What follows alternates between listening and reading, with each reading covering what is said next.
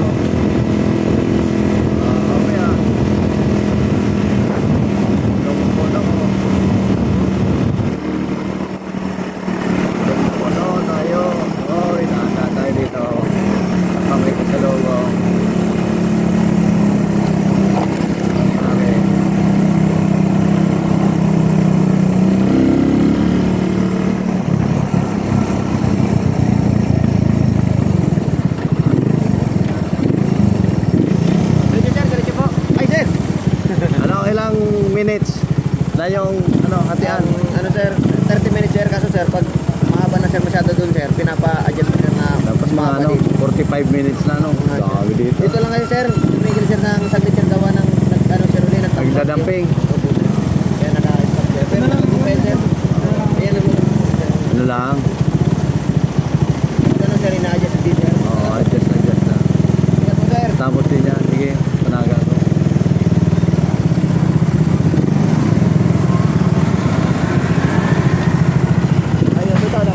Kano lang baboy? Sir. Good morning, sir. Madali na yan, sir. May DP lang, sir. Pero dito naman yan, sir. Kaya ako lang naman yan, sir. Ayun. Damping.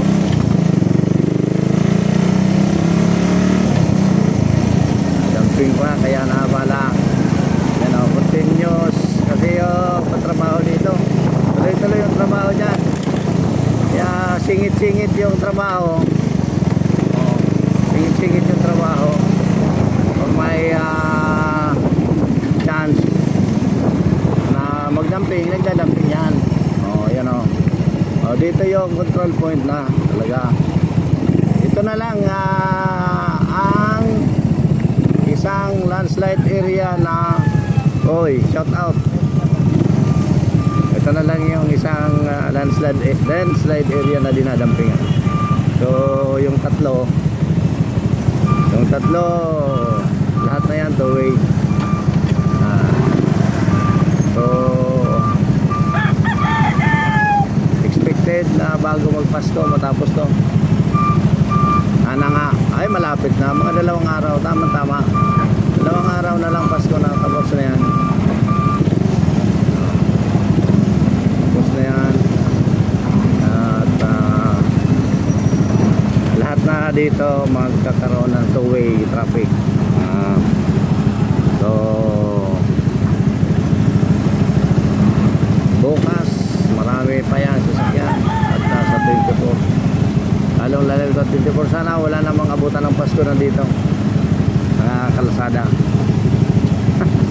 Awa naman yung mga nagbibiyahe, abutan ng Pasko dito sa highway. Yan.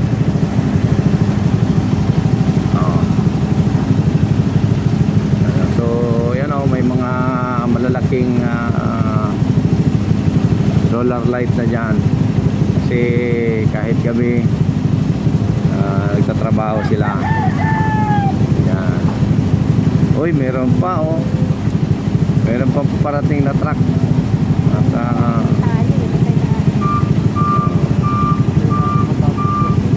ito lang dagdag sa abala, pero malaking ginhawa pag natapos na itong patrabaho ito. So, yung tubig sa kabila bawas na rin. Ayan.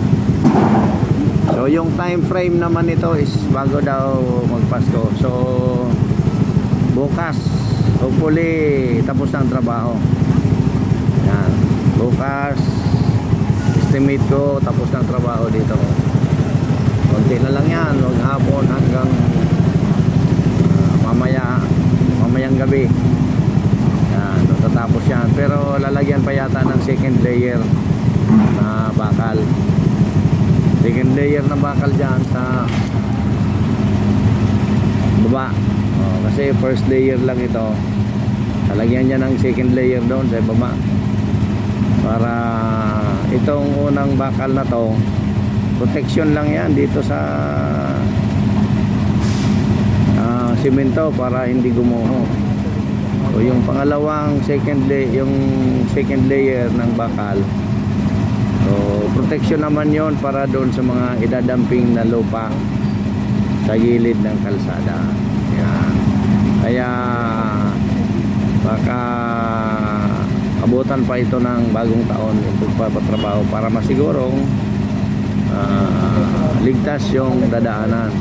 Talagang madadaan na siya ng fully two-way. Ayan. So hintay-hintay lang, pagtigtiis at nakakatulong ito sa atin. So kaya yung mga nagbibiyahe, dapat mag-adjust na kayo ng oras ng biyahe nyo.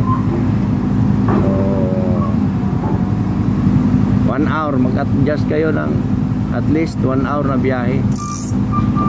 Kung yung regular na biyahe natin inaabot tayo ng 1 oras, so magdagdag tayo ng 1 oras sa mga nakamotor.